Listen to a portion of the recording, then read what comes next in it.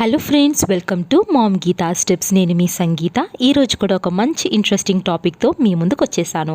అదేంటి అంటే చీలిక పెదవులు మరియు చీలిక అంగిలి అంటే ఏంటి, అసలు ఇది ఎలా ఏర్పడుతుంది, ఏర్పడడానికి కారణాలు ఏంటి, మీరు గర్భధారణలో కనుక ఎలాంటి జాగ్రత్తలు తీసుకుంటే ఈ విధమైన సమస్యలు మీ శిశువుకు రాకుండా ఉంటాయో ఈరోజు మనం చూద్దాం.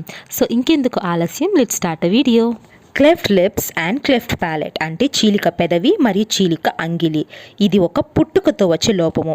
క్లెఫ్ట్ లిప్స్ అంటే చీలిక పెదవి. ఇది శిశువు యొక్క పై భాగము సరిగ్గా మూయబడక ఒక్కవైపు లేదా రెండు వైపులా తెరుచుకొని ఉండడం అన్నమాట.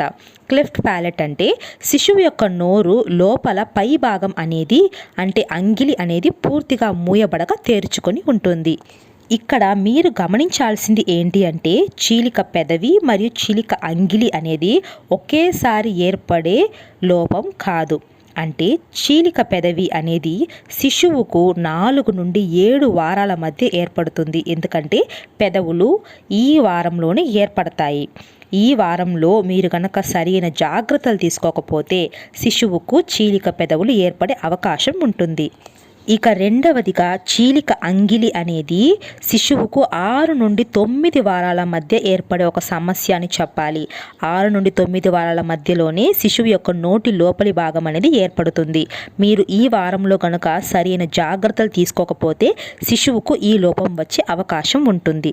ఈ సమస్య అనేది 1000 మందిలో 2 మాత్రమే కలిగే అవకాశం ఉంటుంది. ఇందులో ముఖ్యంగా మగ శిశువుకు ఎక్కువగా చీలిక పెదవి సమస్య ఏర్పడుతుందని, ఆడ శిశువుకు ఎక్కువగా చీలిక అంగిలి సమస్య ఏర్పడే అవకాశం ఎక్కువగా ఉంటుందని నిపుణులు చెప్తున్నారు. రెండు ఒకేసారి రావడం అనేది చాలా తక్కువగానే ఎదుర్కొంటారట. ఈ యొక్క చీలిక పెదవి మరియు చీలిక అంగిలి అనేది ఎందుకు వస్తుంది అని సరైన కారణమైతే ఇంతవరకు పూర్తిగా తెలియకపోయినా ఈ కొన్ని సమస్యలు కలిగిన వారికి ఎక్కువగా ఈ లోపం వచ్చే అవకాశాలు ఉంటాయని నిపుణులు చెప్తున్నారు. అవేంటో ఇప్పుడు చూద్దాం. మొదటిగా ఫ్యామిలీ హిస్టరీ. తల్లి యొక్క తల్లిదండ్రులు లేదా వారి వంశస్థులకు, తండ్రి యొక్క తల్లిదండ్రులు లేదా వారి వంశస్థులకు గనక ఈ యొక్క లోపం ఉండుంటే శిశువుకు వచ్చే అవకాశం ఉంటుంది.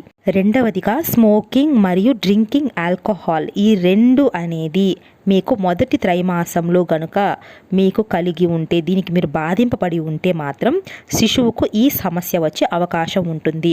స్మోకింగ్ అనే దాంట్లో ప్యాసివ్ స్మోకింగ్ కూడా ఉంటుంది. మీరు స్మోక్ చేయకపోయినా ఈ యొక్క పొగను మీరు పీల్చడం వలన కూడా మొదటి త్రైమాసంలో మీకు ఈ యొక్క లోపం వచ్చే ఛాన్స్ ఉంటుంది. రెండవదిగా ఫోలిక్ యాసిడ్ డెఫిషియన్సీ. అది కూడా మొదటి త్రైమాసంలోనే మీకు కనుక ఫోలిక్ యాసిడ్ డెఫిషియన్సీ కనుక చాలా ఎక్కువగా ఉంది అంటే మీకు ఈ సమస్య వచ్చే అవకాశం ఉంటుంది. నెక్స్ట్ ఏంటి అంటే మాల్ న్యూట్రిషన్. అంటే తల్లికి సరి అయిన పోషణ అందకపోవడం, దానివలన తల్లి వీక్గా ఉండి శిశువుకు సరిగ్గా పోషణ అందించలేకపోవడం. ఈ సమయంలో కూడా మీకు ఇలాంటి సమస్యలు వచ్చే ఛాన్సెస్ ఉంటాయి. నెక్స్ట్ ఏంటి అంటే డయాబెటీస్. అంటే మీకు గర్భధారణకు ముందుగానే డయాబెటీస్ అనేది ఉంటే మీకు ఈ సమస్య ఉండే అవకాశం ఉంటుంది. గెస్టేషనల్ డయాబెటీస్ ఉన్నవారికి ఈ సమస్య అనేది వచ్చే అవకాశం చాలా తక్కువ. నెక్స్ట్ ఏంటి అంటే మీరు ఏదైనా స్పెషల్ మెడిసిన్స్ అనేవి తీసుకుంటూ ఉంటే, అది కూడా మొదటి త్రైమాసంలో మీరు కనుక మూర్ఛ లేదా వాతం లాంటి సమస్యలు కనుక ఏవైనా స్పెషల్ మెడిసిన్స్ తీసుకుంటూ ఉన్నారు అంటే ఖచ్చితంగా మీకు ఇలాంటి ప్రాబ్లమ్స్ అనేవి ఏర్పడే అవకాశాలు ఉంటాయి. నెక్స్ట్ ఏంటి అంటే ఒబెసిటీ. మీరు కనుక మొదటి త్రైమాసంలోని చాలా విపరీతమైన బరువు కలిగి ఎక్కువ ఫ్యాట్ కంటెంట్ కలిగి ఉన్నారు అంటే మీకు ఈ లోపం వచ్చే అవకాశం ఉంది. చివరిగా ఇన్ఫెక్షన్స్. మీకు కనుక చికెన్ పాక్స్, మీసిల్స్ అలాంటి వైరల్ ఇన్ఫెక్షన్స్ లేదా బ్యాక్టీరియల్ ఇన్ఫెక్షన్స్ అనేవి తల్లికి మొదటి త్రైమాసంలో ఏర్పడి ఉంటే, తల్లి కనుక ఈ సమస్య కనుక ఎదుర్కొంటే మాత్రం చీలిక పెదవులు మరియు చీలిక అంగిలి అనే లోపం అనేది శిశువుకు వచ్చే అవకాశం ఉంటుంది. ఇప్పుడు మనం చీలిక పెదవి మరియు చీలిక అంగిలి సమస్య శిశువుకు రాకుండా ఉండాలి అంటే గర్భవతి ఎలాంటి జాగ్రత్తలు తీసుకోవాలో చూద్దాం. మొదటిగా ఫోలిక్ యాసిడ్ అది కూడా మొదటి మాసం నుండి తీసుకోవాలి.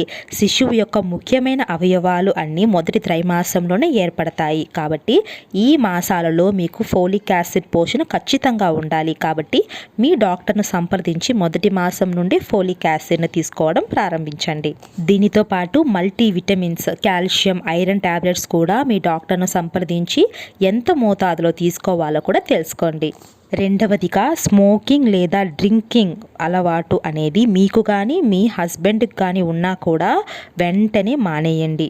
దీనితో పాటు రెగ్యులర్ చెకప్స్ అనేవి మీరు వెళ్తూ ఉండాలి. అంటే మొదటి మాసం నుండే ఎంతో కేర్ అనేది మీరు తీసుకోవాలి.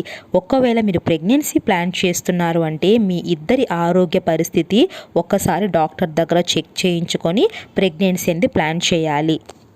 దీనితో పాటు మీ యొక్క బరువు అనేది కంట్రోల్లో ఉంచుకోవాలి. ఓవర్ వెయిట్ అయితేనే ఈ ప్రాబ్లం వస్తుంది. కాబట్టి మొదటి త్రైమాసం మొత్తం మీద ఎలాంటి ఓవర్ వెయిట్ అవ్వకుండా మీ హెల్త్ మరియు మీ యొక్క వెయిట్ను కంట్రోల్లో ఉంచుకోండి. నెక్స్ట్ ఏంటి అంటే ఇన్ఫెక్షన్స్కి దూరంగా ఉండాలి. అంటే కొన్ని ఇన్ఫెక్షన్స్ కారణంగానే ఈ యొక్క ప్రాబ్లం వస్తుందని తెలుస్తుంది కదా, అలాంటి ఇన్ఫెక్షన్స్కి దూరంగా ఉండాలి అంటే వాటికి తగిన వ్యాక్సినేషన్ అనేది చాలా అవసరం. దీనితో పాటు టీటీ ఇంజెక్షన్స్ కూడా గర్భవతులకు వేస్తూ ఉంటారు. సరైన సమయంలో వెళ్ళి డాక్టర్ను సంప్రదించి వేయించుకోండి. ఇక చివరిగా చూస్తే ప్రీనేటల్ కేర్, ఎంతో కేర్ అనేది అవసరం. అంటే గర్భధారణ సమయం మొత్తం మీద 9 మాసాల పాటు ఎన్నో జాగ్రత్తలు వహించాలి. మీరు తీసుకునే ఆహారం ఏంటి, ఎలాంటి ఆహారం తీసుకోవాలి, ఎలాంటి ఆహారం తీసుకోకూడదు, ఏవి ఎక్కువ పోషణ ఉండే ఆహార పదార్థాలు అని ఎంచుకొని తినాల్సి ఉంటుంది. హెల్తీ డయట్ అనేది ఫాలో అవ్వాలి. మన మామ్ గీతా స్టెప్స్ ఛానల్లో ప్రెగ్నెన్సీ ఫుడ్ అనే టాపిక్ మీద ఈ యొక్క ప్లేలిస్ట్లో ఎన్నో వీడియోస్ ఉన్నాయి. మీకు యూజ్ అనుకుంటే చూడండి. సో ఫ్రెండ్స్, ఈ వీడియో కనుక మీకు యూస్ఫుల్గా ఉంది అనుకుంటే తప్పకుండా నా వీడియోని లైక్ చేయండి. ఇంకా మోర్ వీడియోస్ చేయాలనుకుంటే నా ఛానల్ సబ్స్క్రైబ్ చేయండి. Thank you so much for watching.